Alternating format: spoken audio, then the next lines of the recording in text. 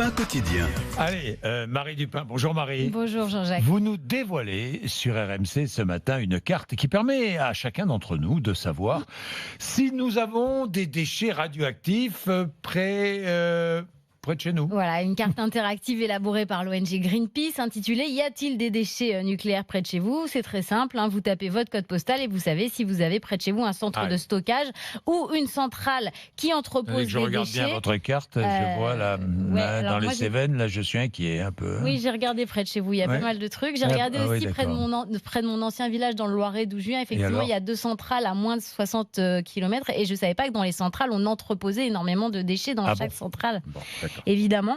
La carte recense aussi les sites qui fabriquent le combustible et puis elle recense aussi les principales gares et les routes par lesquelles transitent des matières radioactives parce qu'on n'y pense pas forcément, mais dans les gares qu'on emprunte, il y a du transport de déchets.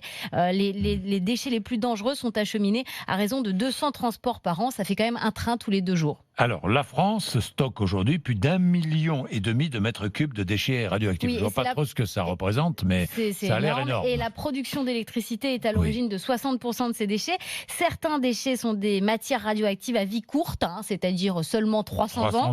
Oui. Et puis d'autres sont des déchets à vie longue, c'est-à-dire qu'ils vont rester radioactifs et donc dangereux pour la santé et l'environnement pendant des millions d'années.